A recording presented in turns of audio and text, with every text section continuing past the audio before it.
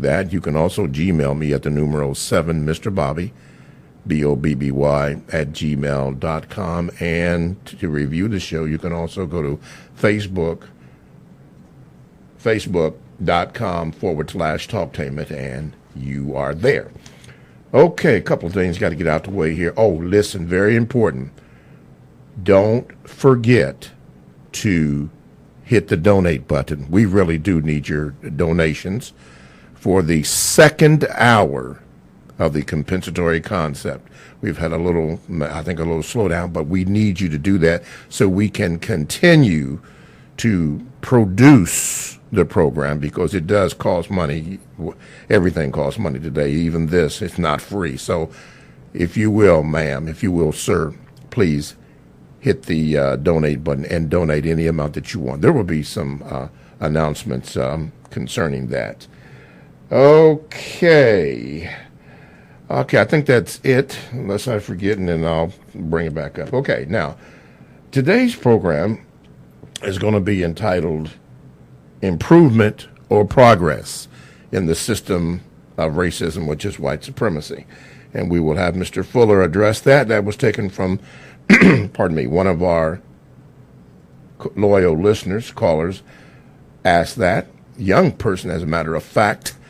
And I said that would be a good topic for us to have Mr. Fuller address that. Okay, so we're going to do that. So let me get out of the way and do this. Let me introduce to some and present to others Mr. Neely Fuller, Jr., live from Washington, D.C. Mr. Fuller, good morning. Good morning. And how are you this day? I'm still learning. You are still learning. Okay. Been getting a lot of letters or Gmails about the movies, so let me go over the I hope you thought about that, at least three more. Let me go over what we have here so far. We have Shawshank Redemption, Casablanca, Godfather 1 and 2 in particular.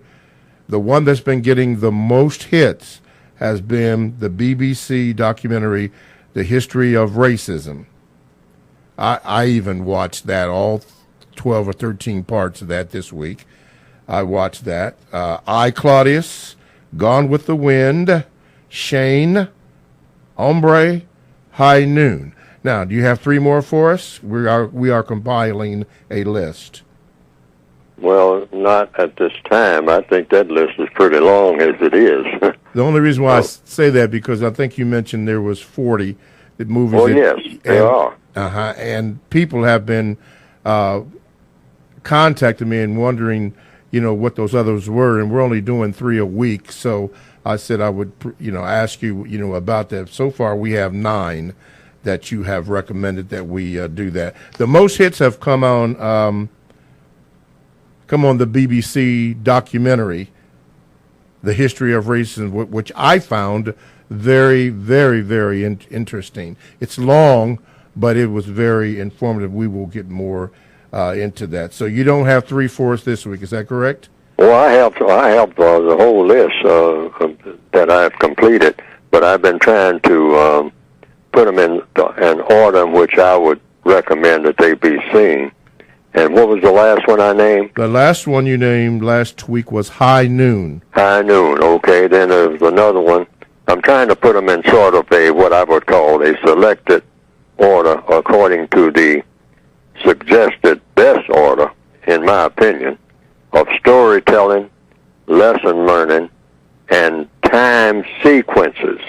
So I've kind of emphasized the time sequences. That's why I started off with the history of racism itself, and then I jumped from there to the I, Claudius series, which kind of gives a sort of a foundation of the background of how the Roman Empire operated. Because when we go to school, one of the first things we learn about in the Northwestern Hemisphere is about the Greek and the Roman Empire. And the Greeks had slaves, and the Roman emperors had slaves. So the basis for what you call the royalist type government was based on forms of slavery, according to the historians and whatnot among the white peoples of the world, in what they would call the white civilizations, or Western civilizations, sometimes called. And it starts with the Greek and the Roman Empire in the minds of many. That's how it was presented to me in elementary school and etc. So it's based on that royal idea that the king can do no wrong. The king is always right. And when that was put on a color basis, somewhere along the line, somewhere presumably after that or about the same time, then that turned out to be the most powerful form of royalism, the most powerful form of capitalism, the most powerful form of communism, and the most powerful form of socialism, all of the big isms of the world. And then you might say even inclusive of all of the religions of the world. No religion has been proven to be more powerful than the political religion called the system of white supremacy. So I sort of orchestrated a list of movies that I thought should be seen that would kind of put flesh on the bones around that concept of power, and that blended in and took over and was upstaged by really all other forms in the form of that thing called racism and or white supremacy, and the different expressions of it after or during this time of the Greeks and Romans. Maybe even before then, I don't know. I'm just going by some of the things that were presented to me on the screens and in history books. So I would say that the next one would be like after I, Claudius, would be Gone with the Wind, then Shane, that's what you call a cowboy movie, but it's lessons in that movie, all right? Then Hombre, which is another cowboy movie, and then High Noon, which is another cowboy movie, but there are lessons in these movies. I mean, if you watch each scene, and I'll talk about the lessons later on or as we go along. And then the next one, since you asked for more, Bound for Glory. That's about a guitar player. I think it's based on the existence of a person back in Oklahoma called Woody Guthrie. Mm-hmm. And there are a few lessons in that. Then The Grapes of Wrath, because I'm using time sequences here, the 1920s and 30s and whatnot. The Grapes of Wrath. Then Sounder, and that's another movie. The movie Sounder, with Cicely Tyson. Yes. Mm-hmm. Okay. All right. Well, that's good. That gives us 12 right there. So we'll pick up 3 more next week. Thank you. Okay. Let's see here with my time sequence. Okay. Let's get into today's subject. It's called improvement or progress. 1-877-932-9766 is the number that you can get in contact with the show about. Okay, let's go from the Gmails. Here it is. This is from, let's just say B. B says this. It says, good morning, Mr. Fuller. I am a 29-year-old black male, and I've been studying racism for a little under 2 years now, and I think the how do you spell this? The complementary, I don't know if he's trying to say compensatory, but counter-racist is exactly what everybody needs to end racism, white supremacy. I want to know if you have seen any improvement or progress in young people at all to end racism, which is white supremacy. The answer is no. None. We haven't made any. Because we don't understand that racism is a worldwide system that governs everything that you do all day long, directly or indirectly, in all areas of activity. Economics, education, entertainment, labor, law, politics, religion, sex, and war. And it's not just young people. The problem is with the older people who don't understand racism, white supremacy. When you say white supremacy, you're talking about an entire world government that governs everything, not some things, everything. Every move that you make is governed by it. There's never been anything in recorded history more powerful than the system of white supremacy. That's why I always put it in capital letters.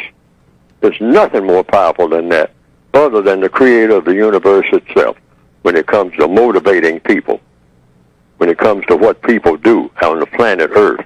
Now, maybe different on some other planet somewhere, out there trillions of miles away. But here on the planet Earth, there's nothing that governs the minds of people 24/7, everywhere on the planet, directly or indirectly, like the system of white supremacy. Now, that's just an assessment by Neely folk.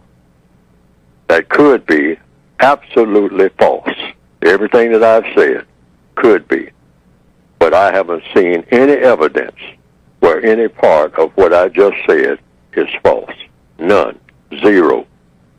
And if anybody can show me any, I'm welcoming to that all the time, because it means that, hey, the assessment is incorrect, so that means that some other assessment is correct.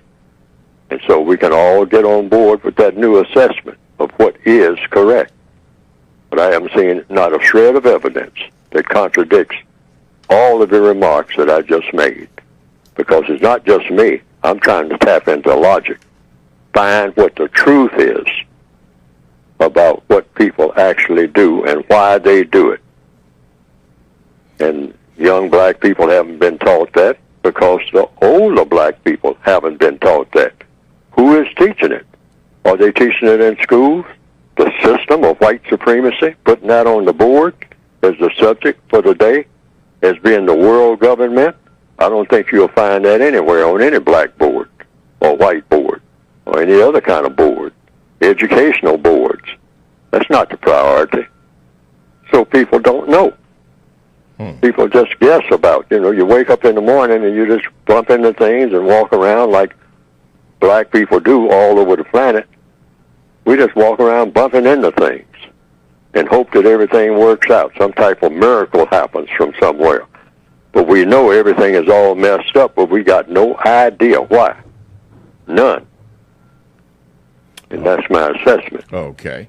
Alrighty, let's do this. TalkTameRadio.com is a 24/7, no-charge worldwide broadcasting facility with hosts delivering on various topics such as news, lifestyle, sports, law, health, wellness, religion, and, of course, politics. Now, here's one that I'm going to share with you right now, and it is called Your Time to Travel with host Ricky Tyus. All the latest in travel information, and by the way, you should listen to that because there is a lot of unrest in some vacation spots, in particular Cancun, Mexico, where there is violence and death. People are getting killed, tourists are getting killed, slaughtered by the Mexican gangs. And this may be something that you want to look into if you were planning to take a trip down there. Now, it is nice because I have been there. It is very nice, but I wasn't there when all this killing is going on. So you might want to check out It's Your Time to Travel. They give you all the latest information on vacation and travel in a economical manner. Now, all these shows are exclusive to TalkTameRadio.com, and all you have to do is go to the TalkTameRadio.com homepage and click on programs, and then there you will see that program, It's Your Time to Travel. From TalkTameRadio.com, radio the way it should be heard. My name is Mr. Bobby. I am the co-host on the compensatory concept with Mr. Neely Fuller Jr., and we are discussing, for topic today, improvement or progress in the system of racism, which is white supremacy. Your calls are welcome at 1-877-932-9766. don't forget to donate while you're there. Okay, let's do this. Let's go to the Gmails. This comes from Yatora. Says, hi, Mr. Fuller. I watched the BBC documentary on racism per your suggestion. Mr. Fuller, if you have any recollection of the documentary, can you take just a few brief moments and maybe run down some of the things you think should be taken away from it? Thanks. Well, just the history of racism itself. That's the only recollection I had. I don't have that series. I don't even have a part of it. Someone showed it to me maybe about 4 years ago on their computer screen. They said that they ran across it, and they said that maybe I ought to take a look at it, which I did, but I only saw, I think, 2 segments of it. Yes. Now, I understand that there are a lot more segments. Is that correct? Yes, there are 12 or 13 segments, and you can get that right now on YouTube because I did watch it. They're broken down into 10-minute segments. Some may be longer, some may be a little shorter, but it's pretty interesting. Well, that's what I thought. I thought that the first 2 segments, which are the only segments I've seen to my recollection, it was about 4 years ago, and I only saw it once. I mean, I didn't have it in my archives or anything like that. And I sat there and looked at it, and I thought it was very informative, and as far as I could see, somewhat accurate, the way I remember it. Yes. And right in line with some of the things I've been saying. Exactly. That's what I thought when I watched it. But yeah, you can get it today if you want to, or when you get time. It's on YouTube. Well, that's what people have told me. Somebody called me and told me that because I didn't even know that. I didn't even know where how to get it or to tell anybody how to get it. And the first time I was on the air, I gave the incorrect title. Yes. Because I just didn't remember. But you corrected it. Down. But you corrected that. Yes, sir. Okay. So just whatever a person can get out of it, just think about it and see if it fits into what you perceive or what you haven't thought about and all like that, because that's a pretty blatant title, The History of Racism. Mm-hmm. All right? That's right in your face. And so, it's, what you see is either true or false, since it's supposed to be a history, and most histories have a lot of inaccuracies in them. Now, that is true. Very seldom does anybody write anything about what happened in the past and get it 100% correct.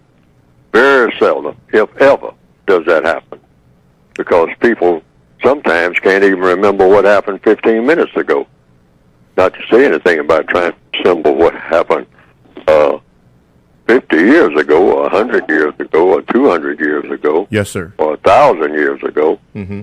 Very seldom do people get it accurate. Something that happened 15 minutes ago, do they get it accurate? Just exactly the way that it was, Yeah, well, this is pretty much what you have been stating, and it's pretty good. Let's go to the phone lines. Caller, you are now on with Mr. Fuller. What is your question? Thank you for taking my call. My question was, where do you find this that footage, that BBC documentary? But you already answered that. I'm glad of that. I have a couple questions for Mr. Fuller, sir. Mr. Fuller, one, what is the best way for a person classified as white to help a non-white person or a black person? What is the best way for a white person to really give constructive help to a non-white person, under the system of racism, white supremacy? That's one question. Is it possible for a white person to truly help a non-white person? That's one question. Okay. And the other question... Wait a minute. Let Mr. Fuller answer that, and then we'll get you to the other one. Mr. Fuller? The answer is yes. I mean, there are tons of things that a white person can do. In fact, in the textbook for victims of white supremacy, I have a list. I don't know exactly the page number, but of suggestions. Because white people have said, black people are going around parading in the street and turning over cars and burning and talking about police brutality and they say white people this and white people that, and I'm white, and and I don't go around, misusing black people. I don't think. I just try to go to my job every day and try to get through life just like everybody else. I'm not thinking about harming anybody, but black people, it seems like they're just going wild talking about white people are the cause of all the problems in the world and whatnot. I don't think I'm causing any problems. Well, see, the system of white supremacy is already set up. So when white people say things like that, and some white people, a few white people, those who have ventured to talk to me at all, have said, one or two of them, because it's just been, I guess, maybe about 4 in my entire existence on the planet, who have approached me and talked about it. And so I say, well, that's legit for you to keep asking these questions, because all problems are solved through the process of questions and answers. So when a white person asks this question, what can I do? See, it all comes down to what you do, not what your theories are and all like that. That's fine. Theories, I have concepts, I have approaches in my mind to problem solving and whatnot, but at the beginning and the end of each day, it comes down to what people do. So in answer to that question, what do you tell white people when they say, what can we do? Well, the first thing is, because here's where the problem is, the main problem. White supremacy is based on what? Deception. So therefore, if a white person wants to help black people, the first thing that white person should do is make up his or her mind. He or she is never, ever going to under any circumstance, tell a lie to a person of color. Period. Never say anything that's not true. Never say anything that's not true. That's number one. Number two, and this will keep, just these two things, I have a list of maybe about 12 or 15 or maybe more things in the textbook, but those are at the top of the list. That number one, never say anything to a non-white person, a person of color, that is not true. Don't ever say anything. Make sure that what you say is true. Don't make, no room for mistakes. Make sure, double check everything before you say it, and then go and say it, and be telling the truth when you say it. Okay, that's number one. Number two, never, ever withhold constructive information from a person of color. If you want to help to dismantle racism and replace it with justice, those are at the top of the list. Those will go very far. Just those two things. Never withhold constructive information. If you get information about a job, you say you want to help black people, you go find a black person, all right? Or any black person that you happen to know of, and let them know, hey, where that job is, how they can go about it, try to walk them through it, okay? Help them to get constructive information about anything. If you have the information and you know it's constructive, give it to a black person. Give it to a brown person. Give it to a person of color. All right? That will always help. Information is power. Okay. What's your second question, ma'am? Mr. Fuller, as you know, the great Aretha Franklin, singer, songwriter, pianist, Queen of Soul, passed away in Detroit. One of her mega hits was Respect. And I got to admit, I love the song, still love the song. But I know, according to the code, this is something we should never ask for, respect. But in that song, all I'm asking is for a little respect when you come home. Yeah. What do you think? Why do you suppose, that just took off. It went to the stratosphere, you might say, that song. And yet, that's something we should never, quote-unquote, ask for, according to the code. What are your thoughts on that, sir? Maybe you've already touched on this. Forgive me if you have. My thoughts on it is exactly what I said. It's something you never ask for. You never ask for an apology. You never ask for love, and you never ask for respect. Now, the reason you don't ask for respect is because there's only one form of respect, and that is self-respect. You can't get it from someone else. You make yourself vulnerable if you start looking for it from someone else. You become weaker, not stronger, because you're dependent on someone else for something that you should give yourself. Now, how do you give yourself respect? See, it depends on how you define the word. A lot of people confuse respect with courtesy, okay? Courtesy can be given from one person to another, but a person who is discourteous to me, that doesn't affect me at all. Why? Because I have to decide how I'm going to respond to courtesy. And so the code says if someone calls me a name or something like that, I don't pay any attention to that, except to make note of it that they call me a name. But as far as them having command over what my actions are going to be as a result of being called a name, which is discourtesy, we sometimes think that discourtesy and respect are the same thing. Well, you can look at it that way because words don't mean anything until you give it a definition. But I say it's only one form of respect, and that's self-respect. And what does that mean, respecting yourself? It means refusing to lie to yourself. Once you start telling yourself lies, you're through booking, period. I mean, it's all over.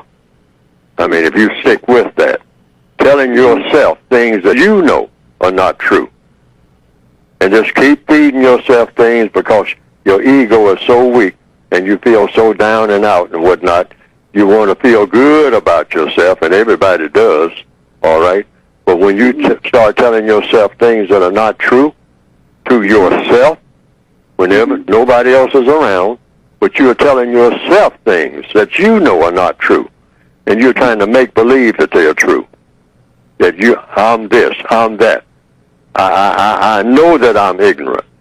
I know that I need to learn how to do things, but I'm going to go around and put on a false face to everybody, including myself, pretending that I know something that I don't know. All right? You're crippling yourself, okay? But black people have this thing of somehow somebody taught us somewhere along the line, I think it's the white supremacists who usually teach us everything that's not going to work very well, and that is we will beg somebody, respect me. Hello? Yeah, we're still here. Okay, we will beg or demand. I demand that you respect me. All right? Okay. I demand it. And we are prisoners of war, okay? We're not even due courtesy. You don't have to be courteous to a prisoner of war. Yeah, that's why I don't expect it. I don't look for it. All righty. Well, yes. We have to leave that there. TalkTameAtRadio.com. We go where you go. Check us out on 94.1 WGRN. Podcasts are available. Download the TalkTameAtRadio.com app to your cell or to your tablet. That's radio the way it should be heard. Stay right there. We're going to have Mr. Fuller speak to economic justice and more of your telephone calls. All that and more coming up next. Compensatory Concept with Mr. Neely Fuller Jr. And our topic is improvement or progress. One of the callers and emailers gave me the suggestion for that, so we are dealing with it, or having Mr. Fuller deal with that with your questions and or your VGQs. But before we go to something special that I have for Mr. Fuller, I'm going to take a phone call. Caller, go ahead. You are now on with Mr. Fuller. Caller, you're on with Mr. Fuller. Yes. Good morning, Mr. Bobby. Good morning, Mr. Fuller. Morning. Good morning. Good morning. I'm calling just to recommend you to put a movie onto the movie list. It's a documentary that's called Goodbye, Uncle Tom. It was done back in 1971. This documentary breaks down the operation of white supremacy to its fullest. It was banded here not to play in the United States, but you can go on YouTube. You can watch it for free. It's about a 2-hour-long documentary. It has a lot of subliminal messages in there that apply with the corruption to the black community to this day. It exposes all kind of heinous acts that was done by white supremacy. It has parts of prostitution, to molestation, to experiments, brainwash, the introduction of religion. It is very important to watch it and have everyone else to watch it. It will help anyone who doesn't understand white supremacy and what it is. You say the name of the movie is Goodbye, Uncle Tom? It's Goodbye, Uncle Tom, Okay. 1971, and it's a 2-hour-long documentary. Okay. All righty. Thank you for that recommendation. Mr. Fuller, you have any comment? No, I haven't seen it, but I will try to get around to doing it. It's a 2-hour Please documentary. You say it's a 2-hour documentary, Yes, it is. Okay. and it's called Goodbye, Uncle Tom, Yes, 1971. I just wrote it down. 1971. Okay. Okay, Yes, you can well, go on YouTube and you can watch it for free. All righty. okay, YouTube. Watch it for free. Okay. Thank you very much. All right. Thank you. Thank you, dear. All right, Mr. Fuller, this is for you. Coming right up here. Okay, wait a minute. Yeah, this is something that you have talked about in previous shows. I think 1, 2, maybe 4 shows. But check this out, Mr. Fuller. This is for you. Just a little bit of it. I told you I love you, now get out. I told you I love you, now get out. I don't hear anything. Okay. Everything's rosy and Can you hear it now? No. Okay. We'll just cut it then. All right. Anyway, it was I was on doing my research this week. I came across the song that you had mentioned so many times called I Told You I Love You, Now Get Out. And I just had to listen to it about 2 hours and 2 minutes and 6 seconds worth, but it was right there. I told you I love you, now get out. It just brought a little hilarity to me as I was doing my research. So I thought I have never heard the song. you never heard it? I heard about it many years ago. Oh, okay. A lady told me about it. I mean, I told you that I loved you, now get out. Oh, yeah. And I said, well, who sings that song? I think it's what they call a country and western song. Well, this wasn't country and western that Right. we just Okay. played, but there are several people that made it, and I see. I just thought I would, put it up there. Sorry that you couldn't hear that, but it just brought a little break to my studies. I told you I love you, now get out. Mm-hmm. Anyway, all right, let's do this. We're going to speak about have you speak to economic justice.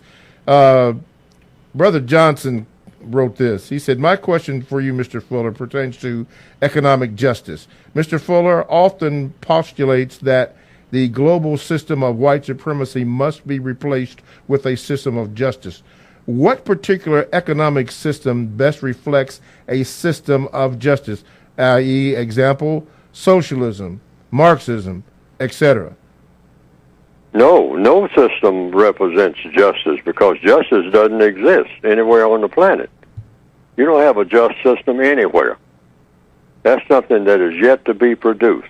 That's why I always use you can call it a slogan, but it's a direction, it's a directive, a suggestion. Replace white supremacy with justice. Now, justice, according to what I have written, I made up a definition for it because there's no so-called legal definition for the word justice in the Northwestern Hemisphere, I've been told. So I made up one years ago, consisting of 2 parts, guaranteeing that no person is mistreated. That's part 1. Part 2, guaranteeing that the person that needs help the most gets the most constructive help. Now, as far as I know, there's no place on what we call planet Earth where that situation exists or has ever existed in recorded history. But that's what everybody on the planet should have as a goal, whether they ever achieve it or not. That's a difficult thing to achieve. You're going to guarantee that nobody's mistreated because that's what it requires. You can't say you have it unless that you got to have that.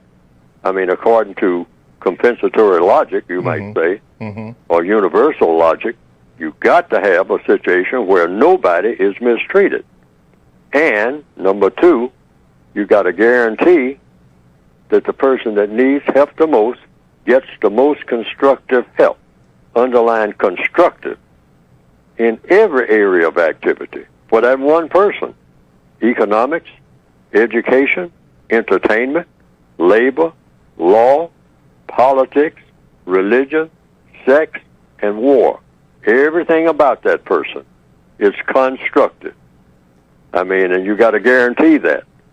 Just one person out of all those, the millions and millions and millions of people on the planet, nobody gets mistreated. That should be the aim. And you start with, how do you do that? You start with right where you are. Yes, sir. There's 10 people in a room. 10 people in a room. You just say, okay, now, is anybody here who thinks that they're being mistreated? And we're going to examine it and see. We're going to go over everything, and see that, because nobody in this room is supposed to be mistreated. There's 10 of us here. We're in this room. We're on this planet. We say we believe in justice. All right, let's prove it. Is there anybody in this room who's being mistreated by anybody else into or out of this room? Anybody who's receiving mistreatment, because we got to get on that, okay? That's number one. Everybody in the room might say, well, I'm being mistreated. Well, you start with everybody and start with the person who is getting the most mistreatment, okay? That's the logical process. Yes, sir. And then you go to number two.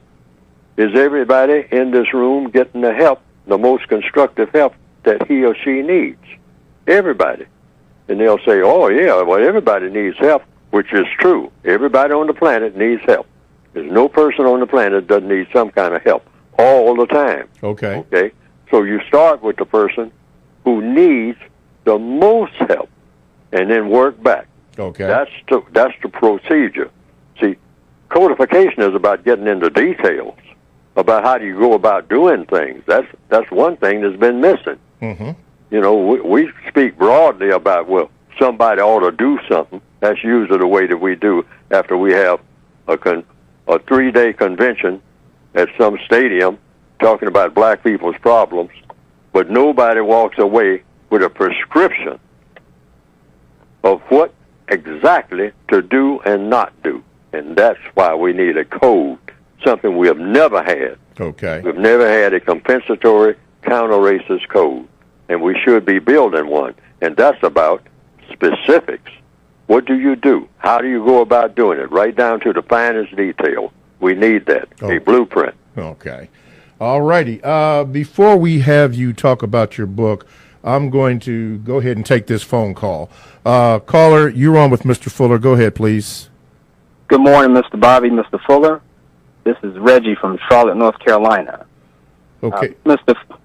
Fuller, I have a quick scenario and then a question. A scenario is that I am a lifetime prisoner I'm incarcerated for life. So I'm in an actual prison. And I have witnessed for some time my inmate be brutalized, mistreated every day by a white prison guard. My inmate is black, a black male. Now, the prison guard eventually is caught by the warden. He is punished, he's fired, and he's actually sentenced for life in prison himself. Now, I continue to be in prison with other black inmates under white wardens and white prison guards. My question is, should we, at what point should we call that a win towards producing justice because that white prison guard has now been punished for his actions and sentenced to prison himself for life? At what time do we call a win, even though we know that other injustices will continue to happen? As long as all other injustices continue to happen, which means you have to get rid of the entire system of racism, which is why most of the black people are in there in the first place. It's what the code calls greater confinement. We're all in confinement. Every black person on this planet is a prisoner of war. War was made against black people a long time ago by those white people who believe in white supremacy. And so far, if you want to put it in this context, the white supremacists have won the war. But you haven't really won the war. It's all a series of battles until everybody stops fighting. That's when a war is won. Black people have not stopped fighting altogether the system of white supremacy. So the war is still on. No truce has ever been declared. You know, there's no date that anybody set aside for a truce, not to say anything about peace being declared, because we don't have it. See, peace is the complete absence of injustice, okay? You definitely don't have that anywhere on the planet. So you can't say that peace has been declared or that slavery is over, because when you are a prisoner of war, you are a slave. And within that slavery system, like I'm not in greater confinement. Greater confinement means that's when you put on the orange jumpsuit and you're in the situation I think that you're describing that you're in right now. That's greater confinement, because you were confined when you were born, because you were a prisoner of war when you were born, because the war had never been over. The war against people of color by those people who classified themselves as white. They made war on people and considered us to be war criminals. Criminals based on what? The crime of breathing while black. That's a crime. That's a world-class crime. In the minds of the white supremacists, the greatest crime that was ever committed was being born black. All right? So they punished us for being born black. We didn't have anything to do with it. So actually, they are angry at our Creator. Okay? Really? By proxy and by logic. I mean, we didn't make ourselves black. Our creators made ourselves black. Marcus Garvey said, God made black people black. And he didn't make a mistake. But the white supremacists are telling our Creator, hey, you made a mistake. You shouldn't have created nothing like this. People with black skin? Are you crazy? That's what they're telling the Creator, directly or indirectly, regardless of how they put it, because we didn't have anything to do with it. But they considered us to be criminals just by being born black and start treating us as such. And they haven't stopped. Okay. What's your second question, sir? No, that was all. Thank you. Okay. All right. Thank you. Thank you very much. Mr. Fuller, the BBC documentary, the one that we have been talking about and you suggested, the history of racism, points out just what you said, that the racists established the confinement and continually practice it, and suggested that, and it is suggested by the documentary, that the epicenter for that came from Europe, and they are perfecting it. And they went into great detail in the documentary to explain that. That was one of the things that I got out of it, but I guess a person would have to see it to see whatever they get out of it. Now is the time for you, Mr. Fuller, to speak to your book. So take it away. Yes, you can get the book that contains a lot of the things that I'm saying on all of these programs. Most of what I'm saying is based on what I've written. So you can go to producejustice.com. That's like the production of justice. Go to producejustice.com. And what will come up on the screen is a brief description of a basic textbook, the Revised Expanded Edition, and also recently I put up the original edition of the 1984 edition, which some people said they wanted copies of that. I don't understand why, but at least one person has said that that book prepared them for the Revised Expanded Edition. However, the Revised Expanded Edition is practically a duplication of the original, in my opinion, plus a whole lot more added. The Revised Expanded, that's why I called it Revised and Expanded on the 1984 edition. But some people say that they wouldn't have even understood the second edition without having read the first edition. So I don't understand that at all, me. But that's not for me to say. If people say that this is true of them, after all, a book is supposed to make sense to the person who's reading it. Otherwise, there's no point for the book to have been written in the first place, unless the author just wrote it for him or herself, which is what I started out to do. But then people started asking me, where would I get these ideas? And I said, well, I'm stumbling and fumbling trying to come up with these ideas myself. And they say, well, maybe you ought to write some of them down, which I had been doing, but I was writing them for myself. So then it turned out to be over a period of years in a book form. So you can get it by going to producejustice.com, and it's addressed to victims of white supremacy, or people who perceive themselves to be victims of racism, like I do, and what to do about it as an individual. That's what I tried to do with the book. Okay. Right. All righty. Got a hit here from Brother Murtho from what he calls so-called French Guiana, speaking or addressing to the book or movie that the lady referenced, which was Goodbye, Uncle Tom. Murtho said he sent a link that you can get it on, but I know that you can get it on the YouTube. But we have some fantastic listeners who have knowledge and who are willing to share this. So, Brother Murtho, thank you for that information. We're probably, it's on YouTube also, the history of racism. So thank you for your pointing that out to us. Okay, Mr. Fuller, this is from 1-877-932-9766 is the number that you can call. Don't forget, we are in the donation part, so asking you to please make sure that you make a make a donation, whatever the amount that you want to make, for the second hour of the compensatory concept with Mr. Fuller. Okay, from the Gmails, this comes from Brother Raheem. He says this. He entitled it Understanding Logic / Can't See the Forest for the Trees. He said, Mr. Fuller, good morning. My name is Raheem. My question concerns understanding logic.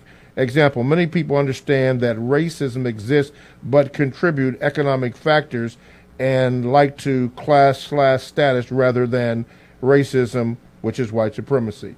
My question is, according to compensatory logic, what is the most constructive way to get people to understand universal / compensatory logic, i.e., make them see the bigger picture? To divide all actions, all thought, all speech, and all actions into two categories. That's an excellent way, in my opinion, to start. What are these categories? Constructive and non-constructive. Every move that you make, just getting up out of a chair and going across a room and sitting in another chair, is going to have a constructive effect or a non-constructive effect. That's tapping into the laws of the entire universe. That's what we need to do. With the universe came a logic, a thing called logic, meaning cause and effect. If fire will burn, water is wet. See, water just doesn't sit there. Water does something, all right? I mean, water makes clouds and all like that, and the clouds do something. Everything has cause and effect. What you do is make sure that everything that you do as an individual, and when you observe other individuals, you make an assessment. Now, what that individual is doing right this minute, singing a song or whatever, or writing a song, is it going to have a constructive effect or a non-constructive effect? Divide everything into those categories. Constructive, non-constructive. Constructive, non-constructive. Constructive, non-constructive. That's the way to start. And you start seeing the whole world differently from the way that we've been taught to see it, because black people have been taught by the white supremacists to just look at the whole world and see a whole bunch of chaos, which is what they help produce in the minds of people. But if you want to start getting out of that chaos, the way you do it is through the pathway of logic. And logic is about cause and effect. and the effect is going to be constructive or non-constructive. If a person is just sitting there across from you in a restaurant eating food, or if you're eating, you look at the food that you're eating and ask yourself this question: when I eat this food, is it going to have a constructive effect on my pancreas, on my kidneys, on my liver? And when I reach over here and drink this drink that's over here, if it's water, what effect is that water going to have on my body when I put it into my body? Is it going to be constructive or non-constructive? Now, if that's gin or vodka, you ask yourself the same question. What effect is this vodka, when I put it in my body, going to have? Constructive, non-constructive. And don't make any exceptions to that rule. Having a conversation with someone, is this going to be a constructive or non-constructive conversation? It's going to be one or the other. I mean, when that conversation is over, you think back and you say, was that constructive or was that non-constructive? In answer to that question, that is it. And that's the excellent way to start. And you don't turn loose to that one. That's not anything that you move on to something else. You stick with that constructive and non-constructive. If every black person on the planet would do that right this minute, start dividing every move that he or she makes, and every move that they observe other people making, we'd be miles ahead overnight. I mean, it wouldn't take a long time. Just divide everything into those two categories. It's not but two. There's nothing in between. Constructive, non-constructive. And you can tell by the result what is constructive and what's non-constructive. Okay. In the remaining moments that we have in the first hour, I want you to stay tuned from the second hour. The brother from French Guiana, he just wrote in and said this because he said he didn't want anybody to be confused. He said the title of the link that he had is called, Racism, a History. He says so that nobody can get confused. He quote, Racism, a History. So that nobody, end of quote, so that nobody can get confused. Okay, we have come to the end of the first hour, so let me say this. Thanks for the pleasure of your time.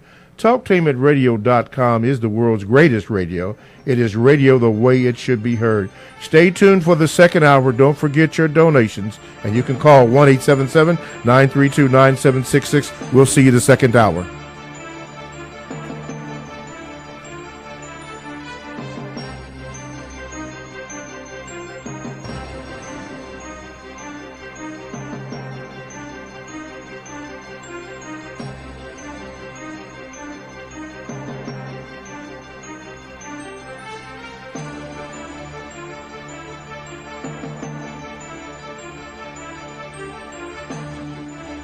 Thanks for listening to The Compensatory Concept with Mr. Neely Fuller, heard exclusively on TalkTainmentRadio.com.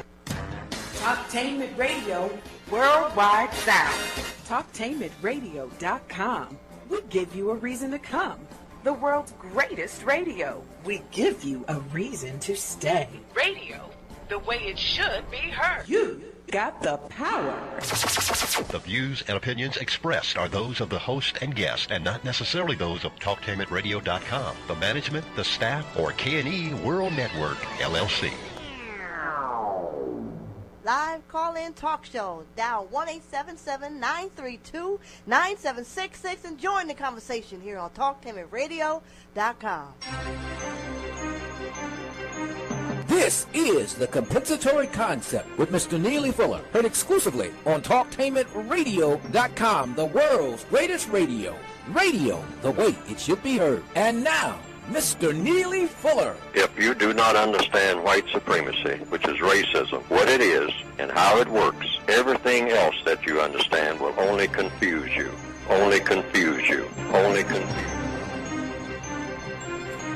TalkTainmentRadio.com. We go where you go on the world's greatest radio. You are in touch with the Compensatory Concept with Mr. Neely Fuller Jr. I am your co-host, Mr. Bobby. and this is Radio the Way It Should Be Heard. To get in contact with the show, you can call 1-877-932-9766. You can Gmail me at the numero 7, Mr. Bobby, BOBBY, at gmail.com. You can also go to the talktainmentradio.com. Go to talktainmentradio.com, hit the Listen Live button, and there you can also like and subscribe, which we would like for you to do. And you can also go to facebook.com/talktainment for your ways to contact the show or listen to the show.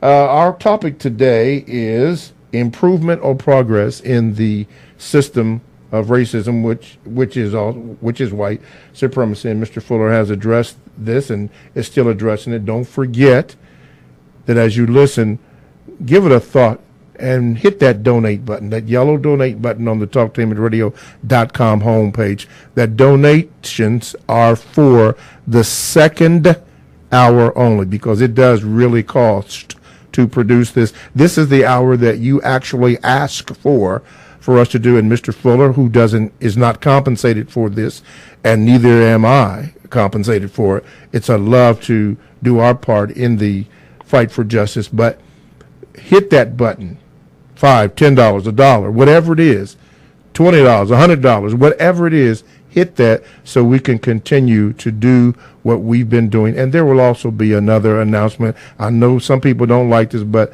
I was asked to emphasize donations, so I'm going to do that until they tell me to stop. 1-877-932-9766 is the number. Let's go to the phone calls before we take another Gmail caller. You are on with Mr. Fuller. What is your question?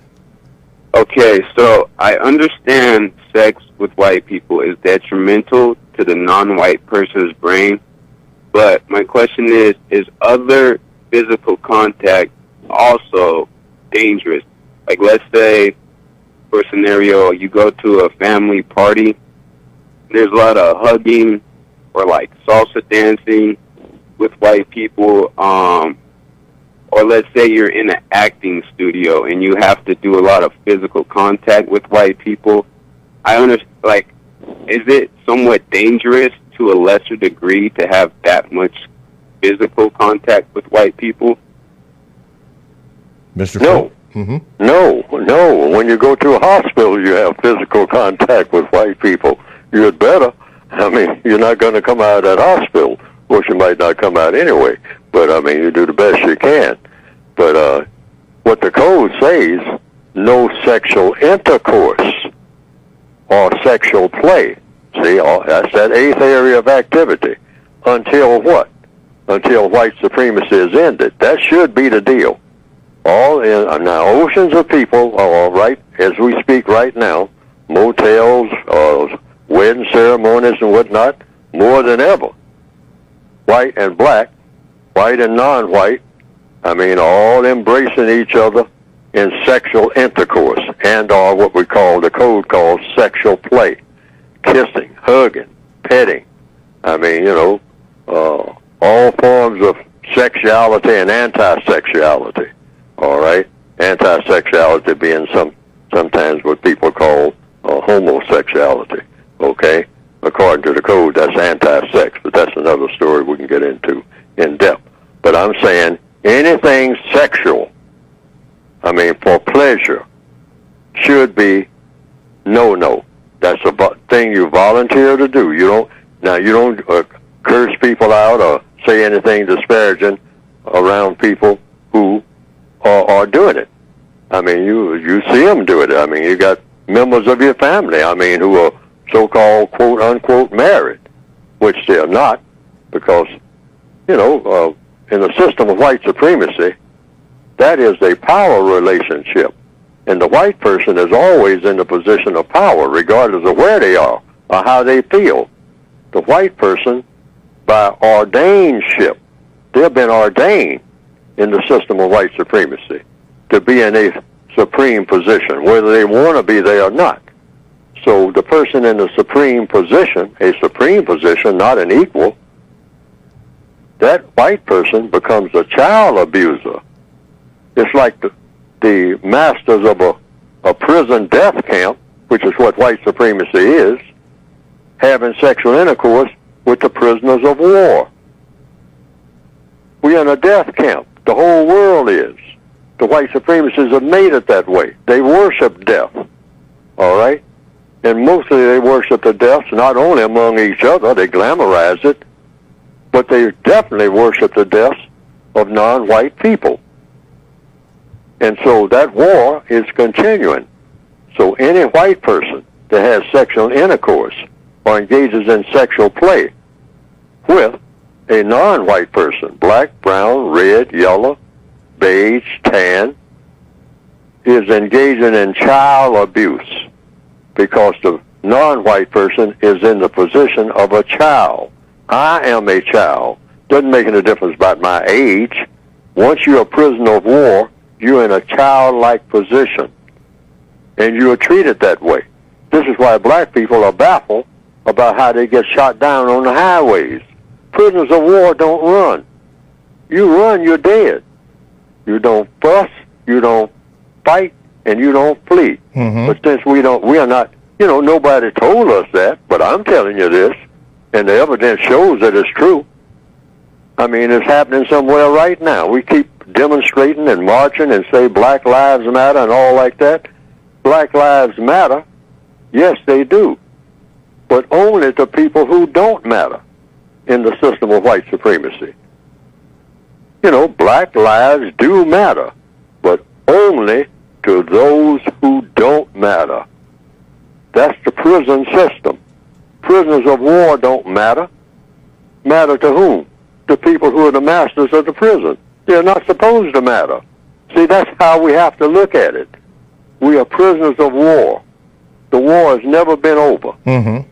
So when you jump in the car and go tearing down the highway, and then you finally run out of gas, and then jump out with your hands up and you get shot, even though you had your hands up, we get stunned by that. You say, well, they treated us wrong. You were treated wrong when you were put in captivity. You're just a prisoner of war trying to escape, and you'll be shot. Anybody that knows anything about being a prisoner of war knows that if you try to escape, you go anywhere near that fence, you're dead. If you run, you're dead. You're supposed to be dead according to the rules of war. We have to understand these rules. See, we're not told this, but I'm saying it, and the evidence proves it. So don't fuss, don't fight, don't flee. All right? Once they spot you and start chasing you, hey, you're a prisoner of war. Put your hands up. Even if you get shot, that's the only thing you can do anyway. Because chances are they're going to shoot you anyhow. Okay? In many cases. Yes. Some cases they won't. But this is what has to be understood. Now, did I deviate from the question or not? No. Sometimes I do. I think you answered the question. But one thing does come to mind, and I don't know if you saw this, Mr. Fuller, but it did make national news, and that was a bunch of black teens were in a car. I do forget what city and what state it was in, but two white police or law enforcement officers came up and asked them to stop or whatever they were doing, and they were in the car and they began to drive away. And as they were, one of the officers took out his revolver, shot at the car, and it killed one of the black youth, I think a 15 or 16-year-old boy, shot him in the head and killed him. Well, anyway, they went up on charges, the law enforcement officers, and yesterday, I believe, the judge that was on the case convicted the law enforcement officer of murder.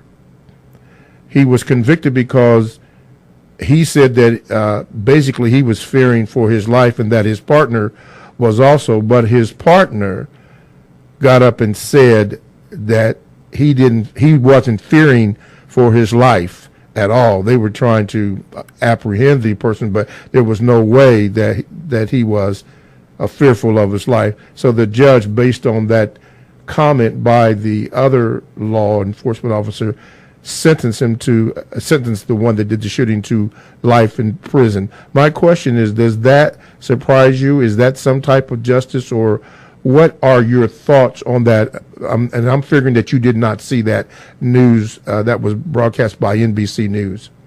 I saw it in the paper. Oh, okay. Okay. And I think the place was Dallas, Texas. Oh. A year ago, but they just had the trial just now. Okay. A few days ago, and that was the verdict. And according to the code, that white person, under the system of white supremacy, that's how I look at it, has just made a white sacrifice. See, but that's not going to be the usual thing, okay? Because you know, as prisoners of war, you know, sometimes the warden of the prison will actually indict, or you know, among themselves, the prison masters. That even happened during what you call plantation slavery times. Sometimes the master of the plantation would go out and take one of what they call the slave breakers. They had white men who were assigned to sometimes be assigned to beat certain slaves who were considered to be bad examples of what a slave should be. Frederick Douglass talked about that, I think, in a chapter of his autobiography. On the eastern shore of Maryland, there was a slave breaker. That's what they call them.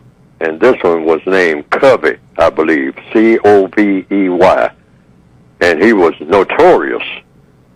I mean, his name got around all over the eastern shore of Maryland back during the plantation slavery days. So they said that Frederick Douglass was an incorrigible slave. In other words, he was hard to handle. So they say, we'll send for a slave breaker. We'll send for Covey. All right? Covey is known everywhere. He can handle any of these Negroes, all right, who think that they're pretty tough, that they're pretty bad. We turn Covey loose on them, and they get tame real quick. So I understand that Frederick Douglass wrote about his interaction with Covey, all right, as a slave breaker.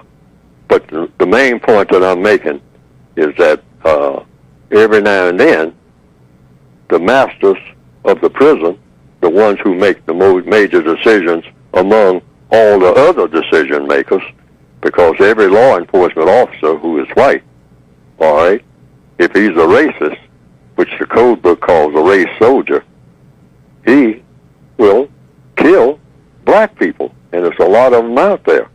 I mean, you know, and that's their assignment. I'm wearing this uniform with one purpose.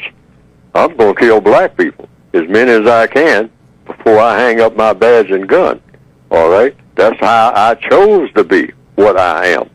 All right? I didn't tell anybody this, but a lot of people that I work with might understand that that's my mission.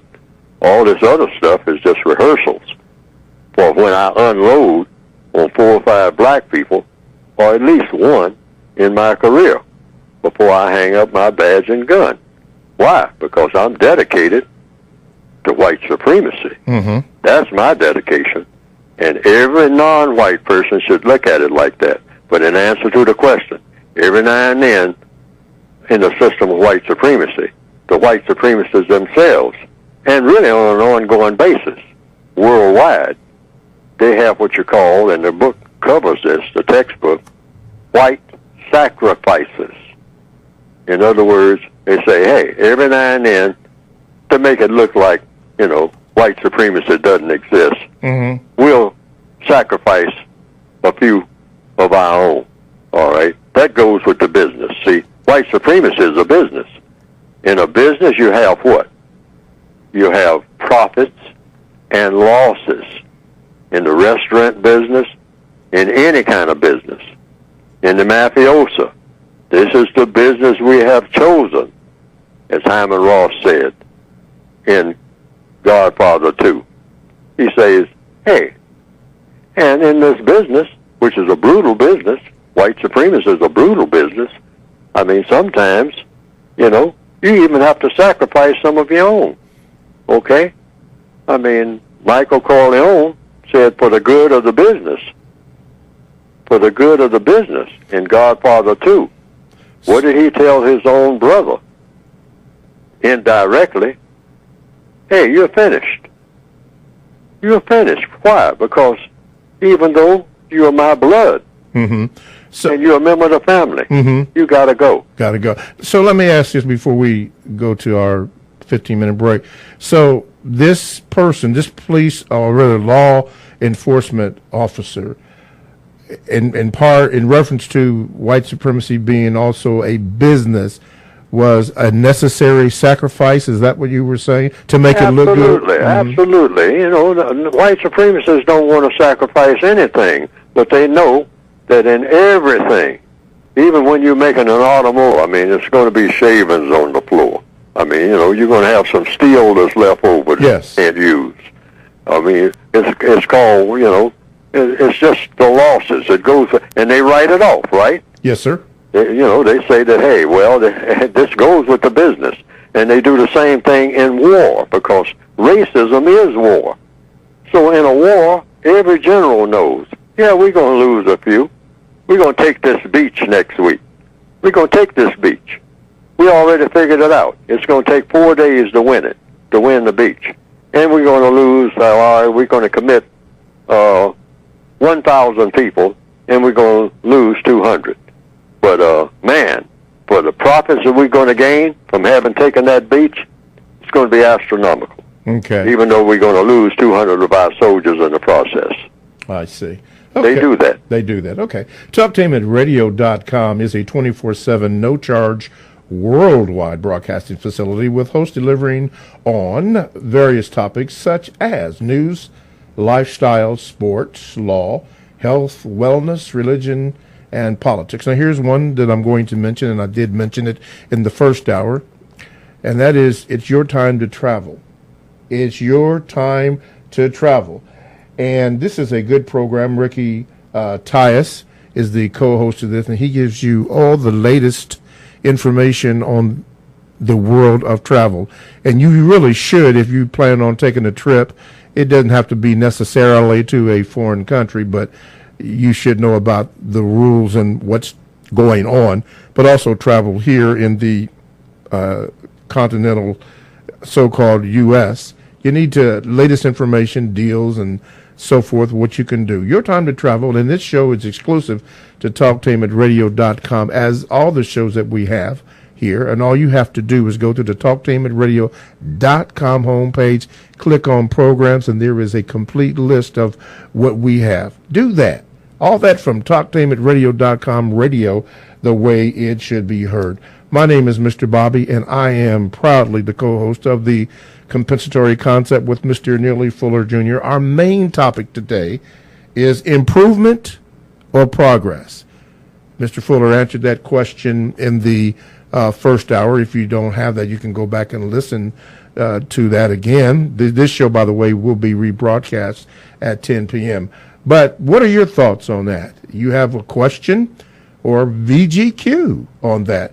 Call in at 1-877-932-9766. Also, listen to us this way. Go to the TalkTameRadio.com homepage. Hit the Listen Live button. You're right there. And while you're there, like and subscribe. Also, I said I was going to do this, and we are going to do this, and have a special announcement. Donate button. Hit the donate button. Yeah, I know we get tired of that, but we need this second hour, or your donations for the second hour only. The second hour. That's what we're pushing, because it does cost to do this, especially if we get calls from all over the United States. Somebody's got to pay for it, because nothing is free. So if this program really means a lot to you, then hit the donate button. Mr. Fuller and myself are not compensated for the time that we do this. So since you did want this, and we are very glad to do that, hit that donate button so we can continue. Okay, Mr. Fuller, from the Gmails, let's see here. This comes from Roop Dog. He said this. In a shocking case where an elderly man exposed himself when he urinated on a little girl and called her the N-word, an arrest have been made. Now, a police official and prosecutors have refused to officially identify the man who was arrested, but a Grand Rapids police captain spoke to a local media person where Dean was identified, and a man does appear in jail records. Dean is also a registered Michigan sex offender, albeit a non-compliant one. David Allen Dean, 60, was named as the man arrested for urinating on a 5-year-old African-American girl playing in an alley in Grand Rapids. Wednesday evening, he's alleged to have approached the children and called the girl an N-word with an ER on it, then urinated on her. He is in the Kent County jail up there. Though he's being held in jail, charges against him do not appear on the jail's website as of last Thursday. Prosecutors told local media they are weighing charges, and while not naming Dean, they said the suspect has a history of mental illness. Here's the question. Mr. Fuller, why, when suspected racist white supremacists are accused of crime, mental illness becomes a defense? Oh, well, that is a defense, because racism itself is an insane proposition. You know, what is racism? White supremacy. What is white supremacy? Mistreating people or treating people like they're criminals because of color. Also, you have, people in very high positions who say that if you're a person with black skin, you are a toilet. So what do you do to a toilet? The little girl is a toilet, okay, in the minds of the white supremacists. This is universal. That's what a black person is. A urinal, a toilet, a commode bowl. That's what that is, walking down the street toward you. If you're white, you're taught that. That is nothing. That is something to be disdained. That's something to have off to the side somewhere. A Jiffy John, a portable toilet hidden over there in the trees. Hide that thing. That toilet. That's not anything that's not a shrine or anything. That's something that you hide. Even want people to see you going in there. All right? Okay. That's what these things that we have recognized, we call them, in order to make them feel better. We call them people, but that's not what they really are. They are less than animals. Even the animals we bring out and parade in the streets and whatnot and show off. Okay? And we'll do a few of them like that, a few of our chosen ones. But basically, when you're looking at a black person, you are looking at a commode. Walking down the street, that's what that is. And what do you do to a commode? You treat it like it's a commode. End of story. See, black people have to see themselves the way that the white supremacists see us every day when they pass us on the street. Here comes a toilet. That's what that is, a walking toilet. And if I have to relieve myself, that's the thing that I'm going to do it in. Wow. Whew. In those situations, what can we, or what do we learn, from that, or how are we supposed to interpret that? Interpret it just the way I saw it. I said it. See, when I walk down the street, I think that that's what they're thinking. Okay? But does that make it true? Exactly what they're thinking. Okay. If they're white supremacists, I shouldn't even be in existence. I'm just something that you tolerate in existence. I shouldn't even exist. I shouldn't be walking down the street taking up the sidewalk. That's why sometimes they almost walk right into you. Move. My goodness. I'm a white person. Get out of my way. You're not supposed to be on this planet, Negro. What are you doing breathing? Where'd you come from? Who created you? Who would have the nerve to create something like you? Who would make that kind of mistake? You're nothing but a walking mistake. My God, deliver me. But since you're here, I'll put up with you, but I ain't going to put up with you very much. That's it. That's the whole philosophy in the mind of a white supremacist. If we don't understand that, then we don't understand the world that we're in. So when we speak about, or it was raised in the form of a question, improvement or progress, and you've been around for a while, you've identified what you feel is the problem, and you've written a book to try and get people to understand what it is and how it works. Am I to understand that in all that you've seen and gathered in the information, that you have not seen any improvement or progress among black folks? None. We've been made more comfortable, but unless people haven't noticed, a whole lot of animals have been made more comfortable. In fact, you have people who are, in animal cruelty associations. I mean, you have all kind of organizations. You have TV personalities who talk about save the animals, save the squirrels, save the elephants, save the rhinos, the white rhinos in particular. Hey, put people in jail. I mean, give them a life sentence for killing a rhino for his horn.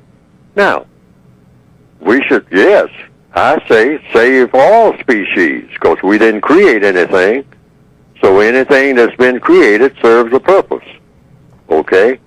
Any type of birds and whatnot, hey, you might eat some chickens and all like that, but you don't kill all the chickens. Try to exterminate all the chickens so that there will be no more chickens, okay? Chickens serve a purpose. Every bird serves a purpose. An owl serves a purpose, whether we know the purpose or not. So that's why we should look at it. See, so you don't want to exterminate anything, including roaches.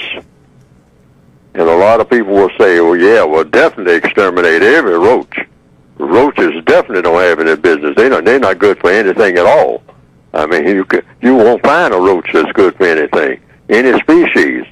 But just because we don't know enough about roaches, we don't know that maybe 15, 20 years down the road, and I've been talking about this for years, because of, roaches, you're talking about a roach, but maybe 10, 15, 50 years from now, or maybe tomorrow, someone in a laboratory, some teenage scientist might discover by accident that you can extract some of the filth that goes into a roach. Of course, roaches eat all kinds of filth, okay? They walk right on top of it and all like that. They don't have any problem with it, okay? But you might extract something from an ordinary roach and mix it with something else and cure instantly 12 different types of cancer. Wow. Somebody might do that. So, see, people should be careful about talking about exterminating anything. Okay. So they're correct about that. Okay. But what the white supremacists do when it comes to black people, they don't try to exterminate us. They're not going to do that. Okay, got to leave that there for this. And Mr. Fuller has addressed that.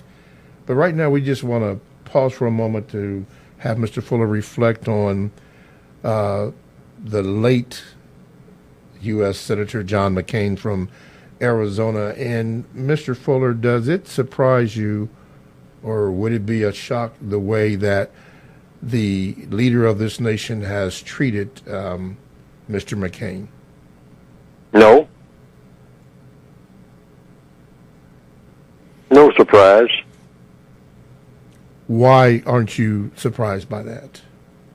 Because saying disparaging things about people, making jokes really about people, that's what comic books are about. I mean, comic books are supposed to make people laugh, but one thing I learned in some of the first comic books that I looked at was that you hit a person over the head and make a knot on their head. And that's supposed to be funny. All right? Now, when you learn that at an early age, making disparaging remarks about people, insulting people, a lot of comedians, I mean, hey, they walk across the stage and say all kinds of terrible things about people. And they are called what? Comedians. I'm here to make you laugh. Laugh at what? Somebody else's misfortune. All right? So when you have a whole society that is made up of making jokes about people's misfortune, and not only that, causing people to be in unfortunate circumstances, and then taking that to the nth degree and inventing something called racism, which is the ultimate thing so far that you can do, you shouldn't be surprised at any type of thing being said or done against anybody in this society called the system of racism that is non-constructive, that is disparaging, that's supposed to make a person feel bad. If it makes a person feel bad, do it. Why? Because that is what we enjoy. That's the doctrine of racism. What are you doing feeling good? If you feel good, you do it artificially on some drugs or something like that. Mm-hmm. You're not supposed to feel good just breathing fresh air and treating people correctly and all like that. No, you don't feel good doing that. You feel good when you shoot somebody. That's when you get your high. That's why black people who have picked that up, mostly young black people, and a lot of older ones, running all up and down the street, mm-hmm. firing guns, shooting guns and whatnot, watching people fall, blood running out of their mouths, and looking at it and running down the street with a smoking gun saying, "Ha ha! Yes. That was great. Okay. That was great." But what I've seen concerning Mr. McLean has not been a laughing matter by anybody that I've seen on television or heard on radio. So I don't know what laughing would have to do with that. If anything, in my opinion, VGQ, it seemed petty that the man in the White House would just ignore or do things that way. I just don't understand that. That's why I asked you that question. Let's go to the phone lines. Caller, you're on with Mr. Fuller. Go ahead, please. Hello, Mr. Fuller, Bobby Fuller, and Bobby. Yes. How are you doing today? Good, sir. Could you? There's something the matter with your. Okay. Go ahead now. I have a question, and I'm just going to set it up this way. But before I do that, right quick, I'm going to just make a quick comment to what was just said. Basically, based on historical information and evidence information, death culture, people who actually worship death and get off and enjoy watching people suffer, it's not African-based. It's not based on people who are considered black. It's a culture that was imposed on us and has been impressed on us for several centuries by those people who claim to be white or white supremacists, who are considered to be the cult of Saturn, which is the death cult, and they enjoy that type of stuff. So, my question is for you, Bobby Fuller, and also for Mr. Bobby. Given that I myself, Lance, I am of hashtag Truth Rising 911 on BitChute. Given that I'm a targeted individual and I'm being subjected to fourth generation warfare in a place like Bakersfield, California, where I'm at, and I've been followed, and this has been happening to me everywhere I go within America. Okay, I've been to Washington D.C. before, where I believe, am I right? Is this where this broadcast is being held from? No, sir. Mr. Fuller and I are in two separate locations. So you're in two separate locations. So this is for whomever's in Washington D.C. So, given that Washington D.C. is a sovereign state outside of America, correct? And given that this cult of Saturn, as I know it to be, and as many people know it to be, that's one of the main bases. How is it possible?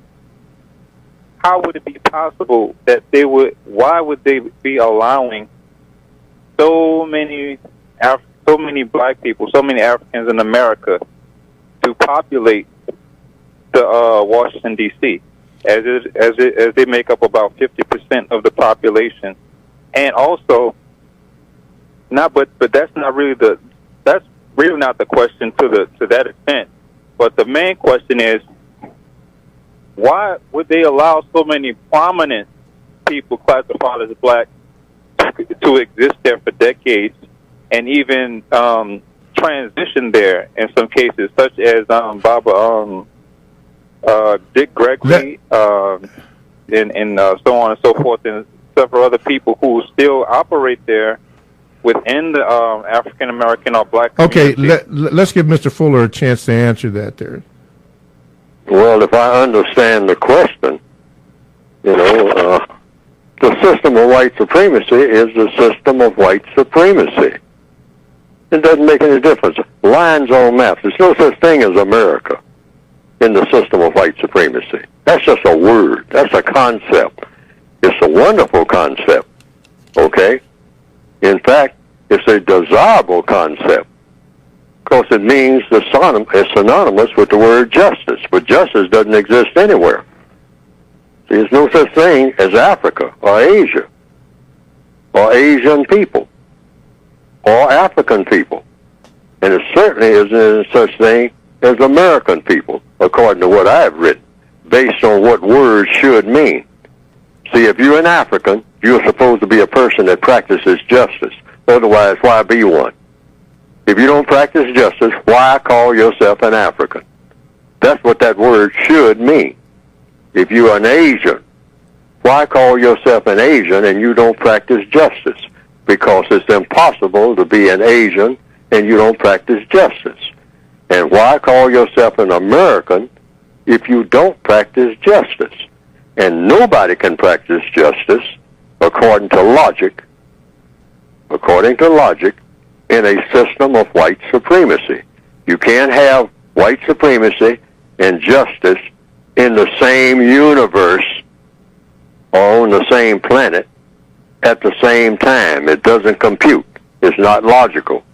So you either have justice or non-justice, and white supremacy is non-justice because it's designed to mistreat people. That's what it's designed to do, and that's the dominant power on the entire planet. So it doesn't have anything to do with Bakersville, California. It doesn't have anything to do with Washington, D.C. It doesn't have anything to do with what population is where in the known universe at any given time. Black people being here, black people being there, white people being... White supremacy is everywhere where you have black people in the known universe. All right? So it doesn't make any difference. White supremacy is white supremacy. That's what you call it. It's just government. It's not like there are several governments to choose from. It's just one. And the name of that government is the system of white supremacy, not the American government. The American government doesn't exist. The African government doesn't exist. And the Asian government doesn't exist. Well, what government does exist if these governments don't exist? The system of white supremacy. According to what? Neely Fuller? No. According to all the evidence, all the logic. Those white people who believe in and who practice white supremacy are the government of the entire planet. Doesn't make any difference where they happen to be. Even when they're asleep, even when they're drunk, they're still the government. Is any white person you see who believes in and who practices white supremacy is the government in capital letters. That's the only government. There is no other. According to what? Neely Fuller? I'm going to say it again. No. Check the evidence and see if that's true or false. because there's no such thing as being in between on that. None of those statements that I just made, they're either true or false. I made a lot of statements. But don't pay any attention to what Neely Fuller says. Check the statements that he just said and see if each one of those statements qualify as the truth. And if they don't, then say what is true and continue to do so. Okay. We are speaking to improvement or progress in the system of racism, which is white supremacy. Neely Fuller. Mr. Fuller has been addressing that as he has your questions. But right now, we need to address his book. Mr. Fuller, your book. Go to producejustice.com. That's producejustice.com website. And what will come up on the screen is a brief description of a compensatory counter-racist code. There are several titles. I say they are all equal titles, but the most explicit one is in the smallest print on the revised expanded edition of the book. It's called a textbook workbook for thought, speech, and or action for victims of racism. And of course, racism is described as white supremacy. There's no other form of racism except white supremacy. You can't have two supremes or three supremes or four supremes unless you're talking about a singing group or something at the same time. Something is either at the top or it's not. Something is either more powerful or it isn't. So among the non-white people of the known universe, the white people who have chosen to be white supremacists are the smartest and most powerful people on the planet in 2018 by all of the evidence. All the evidence shows this. Those white people, not all white people, some white people presumably are not white supremacists. We want to make sure to say that. You presume that. You may not be able to identify who is and who isn't, but you just assume, it's a logical assumption, that some, like babies, and like senile people, people who don't know a spoon from a fork, but they're white, they can't be white supremacists because they don't know one color from another. All right? A newborn white baby doesn't know one color from another, so they can't practice white supremacy. But any white person who is able to practice white supremacy may not be a white supremacist, but if you're a victim of racism, you should suspect that that white person most likely is. Why? Because that's the only government on the planet worthy of the name government. But this book is for the victims of white supremacy. And what an individual person on a daily basis, suggestions about what he or she can do to replace that system with a system of justice. That's what the book is for. You can go to producejustice.com, and what will come up on the screen is the instructions for getting the book. And if you wish to get the extension of the basic book, a supplement to it called the Counter-Racist Word Guides. Some people get both books, and also recently I put up the original copy because some people like the original, even though the revised expanded edition includes everything that's essential that was in the original. But some people like to have the original too, for whatever reason they wish to have it. But that's there. Go to producejustice.com. That's producejustice.com. Okay. Now, very quickly, because we do have a call, can you get the book in Canada and the UK? As of now, I've been told yes. Okay, good. Right, okay. Because that waxes and wanes for some reason. Every now and then, people say they couldn't get it.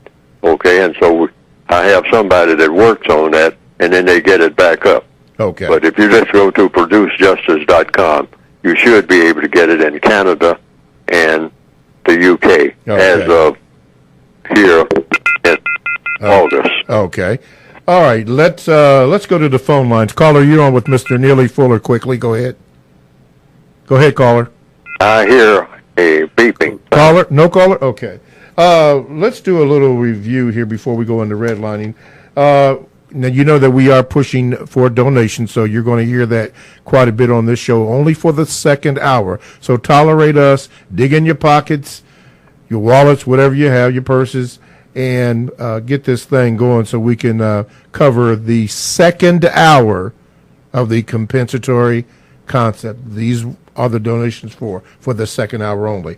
Okay. Mr. Fuller said today that one of the things that we should not do is never ask for an apology, never ask for love, and never ask for respect. When communicating with people, don't tell any lies. Number two, never withhold constructive information. We've learned that. And we've also learned that there's a book out or rather a movie out, documentary called, or movie called Goodbye Uncle Tom, 1971 version. You could get that on YouTube. And Brother Murto from the French Guiana, so-called French Guiana, said that on his site there is it's called Racism, a History. So those are some of the things that we have learned or talked about today. We have a caller? Okay. Caller, you're on with Mr. Fuller. Go ahead, please, quickly. Yes, Mr. Fuller. Good evening. Good morning, Mr. Fuller, Mr. Body. One of the definitions of propaganda is the ability to convince people who are victimized by the very system to support that system and see it as good.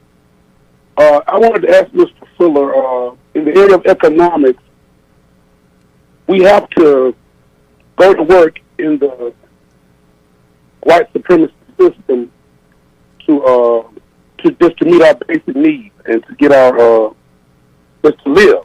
We have to pay our light bill, we have to pay a water bill, we have to pay a gas bill, we have to go to work, we have to eat food. White supremacists control our resources. So they're going to use that money to keep us victimized. So how? And my question is how?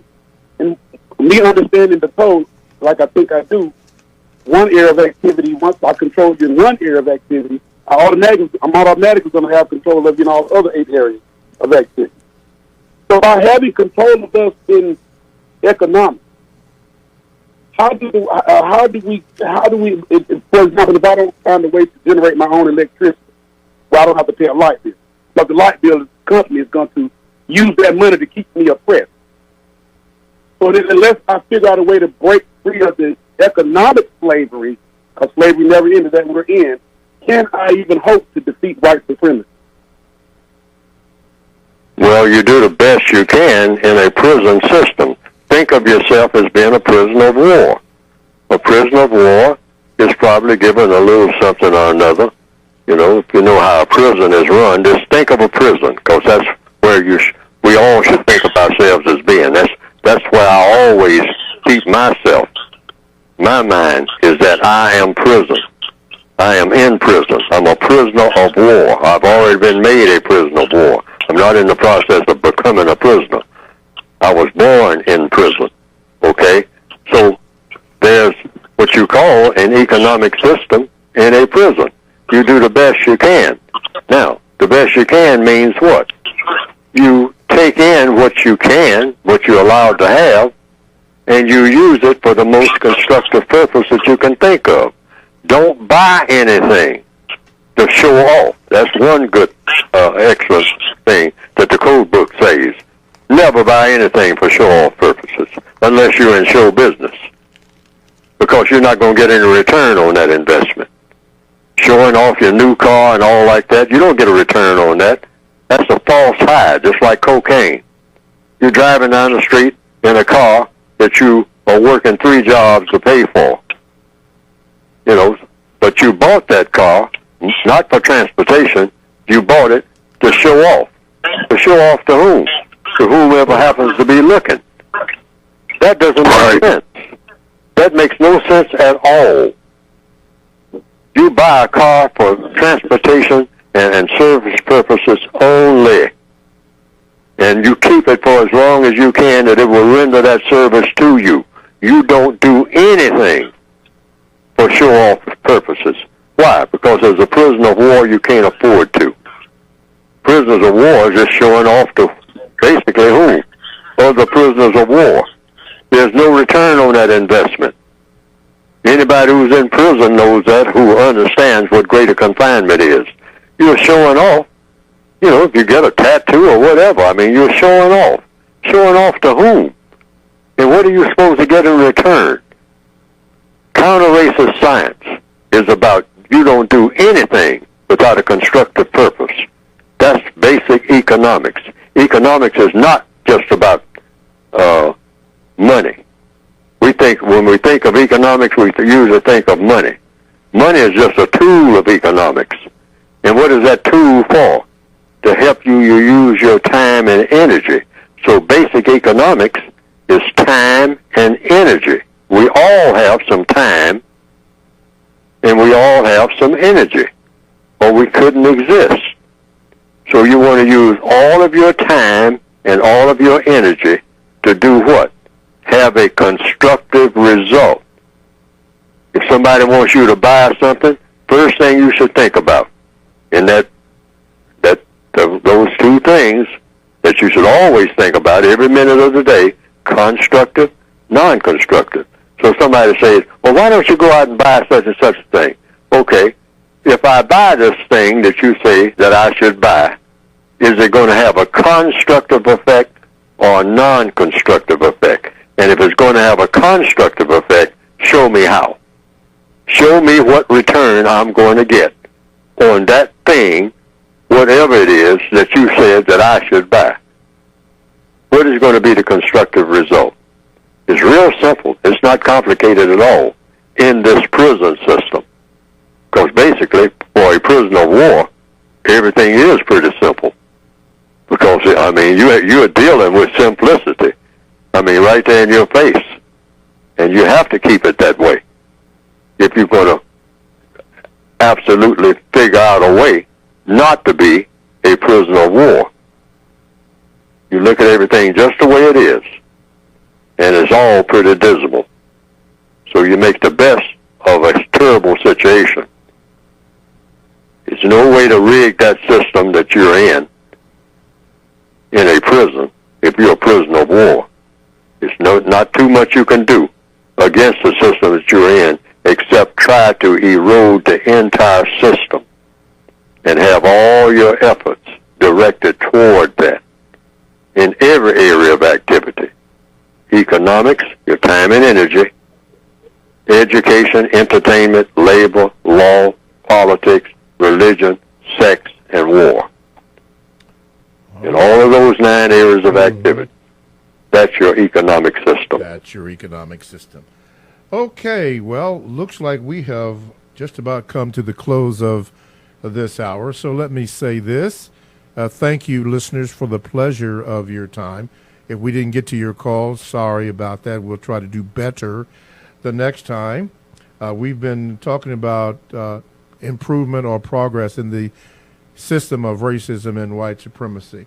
TalkTameRadio.com, the world's greatest radio, and radio the way it should be heard. Next week, I think we're going to be talking about redlining, but make sure that you stay tuned. TalkTameRadio.com, radio the way it should be heard. We will see you next week.